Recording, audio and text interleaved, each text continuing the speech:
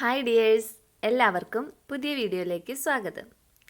ഇന്ന് രാവിലെ മുതലുള്ള വിശേഷങ്ങളാണ്. അപ്പോൾ രാവിലെ തന്നെ കടലക്കറി ഉണ്ടാക്കിക്കൊണ്ടിരിക്കണേ കേട്ടോ. അപ്പോൾ ബ്രേക്ക്ഫാസ്റ്റ് ഉണ്ടാക്കണത് അപ്പവും കടലക്കറിയാണ്. അപ്പോൾ ഇന്നലെ രാത്രി തന്നെ അപ്പത്തിനുള്ള മാവ് ഞാൻ റെഡിയാക്കി വെച്ചിട്ടുണ്ടായി. വെള്ളയപ്പം.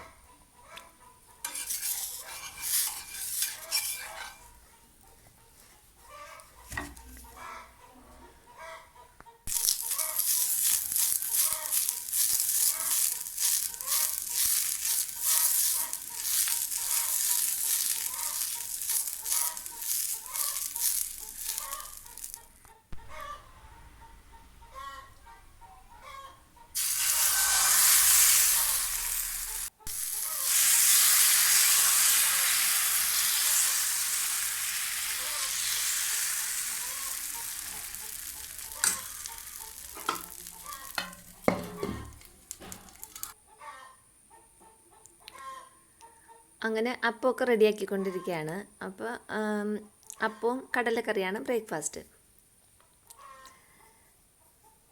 ഞാൻ ഈ അപ്പത്തിന് ഈസ്റ്റ് അരയ്ക്കാറില്ല കേട്ടോ. നമ്മൾ സാധാരണ അപ്പം ചുടുമ്പോൾ ബാക്കി വന്ന മാവ് കുറച്ചെടുത്തിട്ട് ഫ്രിഡ്ജിൽ വെച്ചേക്കും. പിന്നെ എപ്പോഴാണോ പിന്നെ നമുക്ക് അപ്പം ഉണ്ടാക്കാൻ ആവശ്യം, അപ്പോൾ ആ മാവാണ് ഈസ്റ്റിന് പകരം.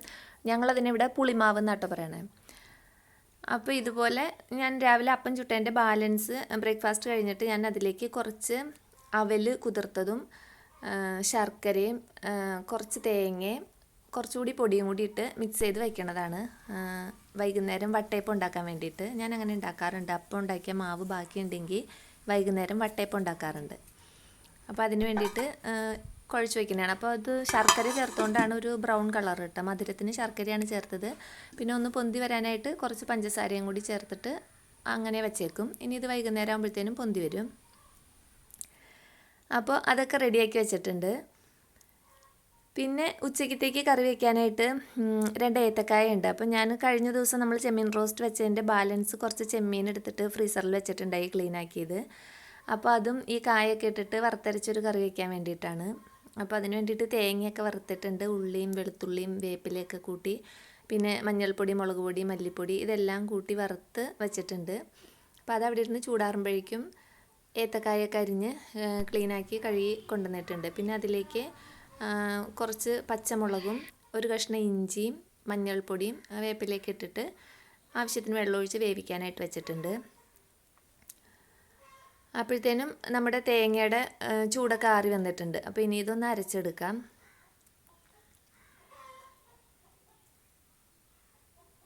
പിന്നെ ഇത് നമ്മൾ ചെമ്മീനൊക്കെ ഐസൊക്കെ വിട്ട് കഴുകി ക്ലീനാക്കി വെച്ചതാണ് ഞാൻ. അപ്പോൾ കഷ്ണങ്ങൾ നന്നായിട്ട് തിളച്ച് വേവായി വരുന്നുണ്ട്. അപ്പോൾ ഇനി ഇതിലേക്ക് കൊടംപുളിയും ഉപ്പും കൂടി ചേർത്ത് കൊടുക്കാം.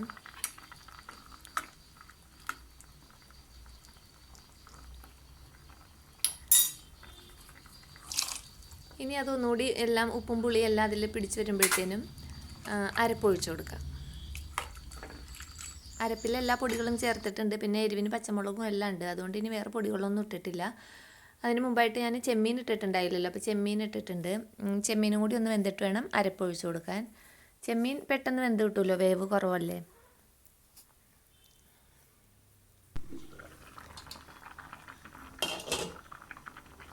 അങ്ങനെ അതൊക്കെ റെഡിയായി വന്നിട്ടുണ്ട്. അപ്പോൾ ഇനി അതിലേക്ക് അരപ്പൊഴിച്ച് കൊടുക്കാം.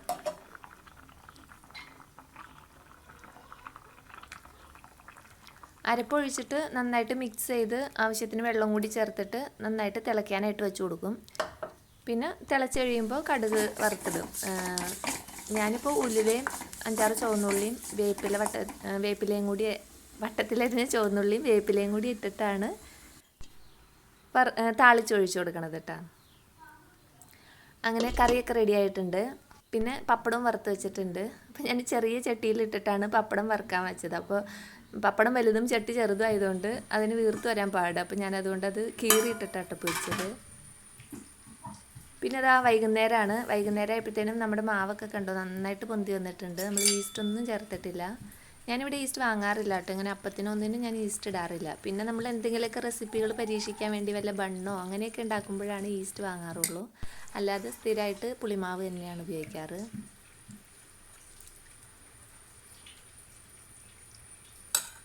ഇനി നമുക്കിത് ആവി കയറ്റണമല്ലോ. അപ്പോൾ അതിനായിട്ട് സ്റ്റീമർ വെച്ച് കൊടുത്തിട്ട് അതിലേക്ക് ഒരു പാത്രത്തിൽ വെളിച്ചെണ്ണയാണ് ഞാൻ തടവി കൊടുത്തത്. അതിലേക്ക് മാവ് ഒഴിച്ചു കൊടുത്തിട്ട് ആവി കയറാനായിട്ട് വയ്ക്കാം. ഒരു 20-25 മിനിറ്റ് ഒക്കെ മതിയാവും കേട്ടോ. പെട്ടെന്ന് തന്നെ ഇതായി കിട്ടും. അതിൻ്റെ കൂടെ ഞാൻ അപ്പുറത്ത് വേറെ ഒരു പാത്രത്തിലും കൂടി കുറച്ച് മാവും കൂടി ഒഴിച്ച് വേറൊരു വട്ടയപ്പം കൂടി തയ്യാറാക്കാനായിട്ട് അതും അവിടെ വെച്ചിട്ടുണ്ട് കേട്ടോ. അങ്ങനെ ഇതൊക്കെ നന്നായിട്ട് ആവി കയറി. ഇനി തണുത്ത് കഴിയുമ്പോൾ കട്ട് ചെയ്താൽ മതി. അപ്പോഴത്തേനും ഞാൻ ചായ വെച്ചിട്ടുണ്ട്. അപ്പം നല്ല സ്മൂത്തായിട്ട് തന്നെ കിട്ടിയിട്ടുണ്ട്. ഇതിപ്പോൾ നമ്മൾ പഞ്ചസാര മാത്രമാണ് ഇട്ടുണ്ടാക്കണമെങ്കിൽ നല്ല വൈറ്റ് കളറിലിരിക്കും കേട്ടോ. ഞാൻ ശർക്കര ചേർത്തുകൊണ്ടാണ് ബ്രൗൺ കളറിലിരിക്കണത്. നല്ല സോഫ്റ്റ് വട്ടയപ്പമാണ്. അപ്പോൾ ഇങ്ങനെ മാവൊക്കെ രാവിലത്തെ അപ്പത്തിൻ്റെ മാവ് ബാക്കി വന്നാൽ വൈകുന്നേരം നമുക്ക് വട്ടയപ്പമാക്കാം കേട്ടോ. നല്ല സോഫ്റ്റുള്ള അപ്പമാണ്. അപ്പോൾ എൻ്റെ ഇന്നത്തെ വിശേഷങ്ങൾ ഇതൊക്കെയാണ്. എല്ലാവർക്കും ഇഷ്ടമായെന്ന് വിചാരിക്കുന്നു. വീണ്ടും അടുത്ത വീഡിയോയുമായിട്ട് വരാം. അതുവരേക്കും എല്ലാവർക്കും നല്ലൊരു ദിവസം ആശംസിക്കുന്നു.